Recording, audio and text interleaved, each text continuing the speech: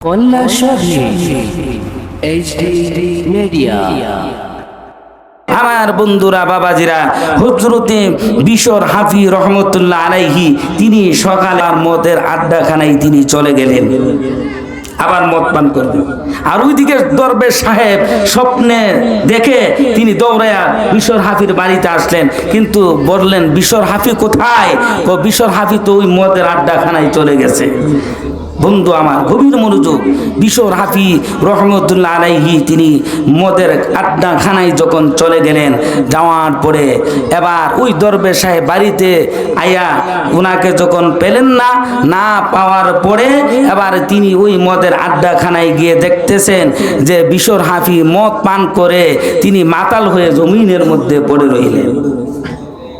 এবার বিশর হাফি একটু যখন হুঁশ ফিরে আসলো, তখন ওই দরবেশ সাহেব বলতেছেন, বিশর হাফি, আল্লাহ তোমাকে পবিত্র করে তোমাকে উচ্চ মাকাম দান করতে চায়।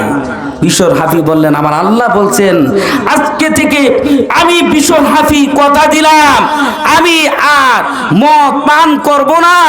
আমি আজকে থেকে মদ পান ছেড়ে দিয়েছি, এখন থেকে আমার জন্য মদ হারাম, আমি কোনোদিন আর মদ পান করব না। জোরে জোরে বলেন আল্লাহু আকবার। আমার আল্লাহ বলেছেন এই জন্য আমি আর মদ পান করব না। কেননা তুমি যে রাস্তা দিয়ে হাঁটতেছো ওই সময় তোমার যেই একটা যে কাগজটা তুমি পেয়েছিলে সেই কাগজটাকে তুমি সম্মান করেছো, ইজ্জত করেছো। সেই কাগজটার মধ্যে আমার আল্লাহ রাব্বুল আলামিনের নাম রয়েছে। সেই কাগজের মধ্যে লেখা বিসমিল্লাহির রহমানির রহিম। জোরে জোরে বলেন আল্লাহু আকবার। সেই নামকে সম্মান করার কারণে, ইজ্জত করার কারণে আল্লাহ তোমার সব কিছু মাফ করে দিয়ে তোমাকে উচ্চ মাকাম দিয়ে তোমাকে আল্লাহর প্রিয় বন্ধু বানাতে চায়। তুমি কি বলো? বিশর হাফি বললেন, বন্ধুরা রে, আজকে থেকে আমি কথা দিলাম আর মদের আড্ডাখানায় আসবো না।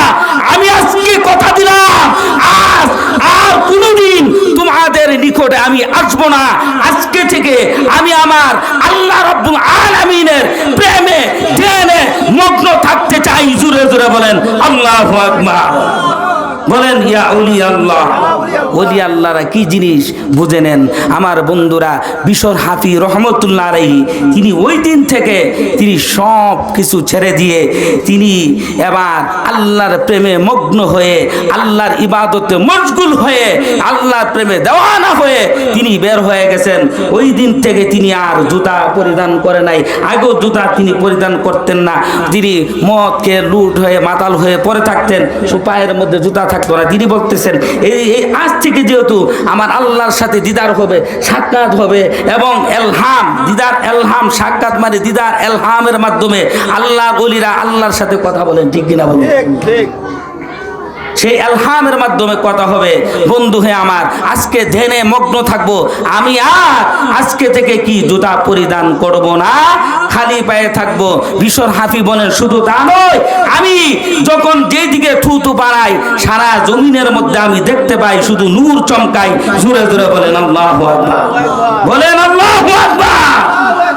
কিন্তু দেখেন একজন আল্লাহর ওলি, যদি তিনি দেখেন আল্লাহর ওলি তিনি পড়ে হয়েছেন বিশর হাফি রহমতুল্লাহ আলাইহি, তিনি মদ পান করতেন। মদ ছেড়ে দিয়ে, সব কিছু ছেড়ে দিয়ে তিনি আল্লাহর প্রেমে মগ্ন হয়ে আল্লাহর প্রিয় বন্ধু যদি হতে পারেন, তাহলে আমরা কি আল্লাহর প্রিয় বন্ধু হতে পারি কি পারি না?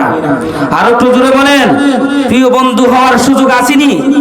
ঘরের মধ্যে পয়সা থাকলে, পরহক নষ্ট করলে, বাটপারি করলে, ধান্দারি করলে, একে অপরকে কি গালিগালাজ, একে অপরকে বাড়ি দিয়ে এমনি কাল্লা ফাটাই নিলে আপনি কি আল্লাহর প্রিয় বন্ধু হতে পারবেন?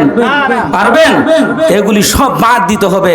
বাদ দিয়ে ফাহিশা কাজ, হারাম কাজ বাদ দিয়ে আল্লাহ রাসূলের প্রেমে মগ্ন হতে হবে। সদা সর্বদা তাদের ধ্যান করতে হবে, তাদের পথে চলতে হবে।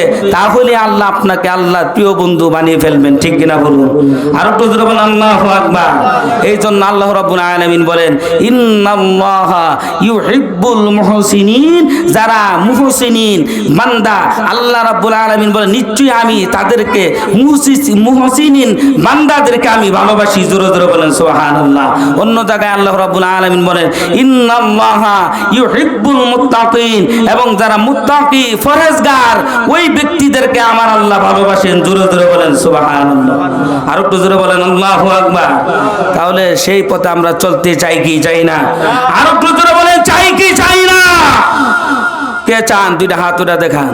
নারে তাকবীর, নারে রিসালাত, নারে গাউসিয়ান, ইসলামী সুন্নি মহাসম্মেলন।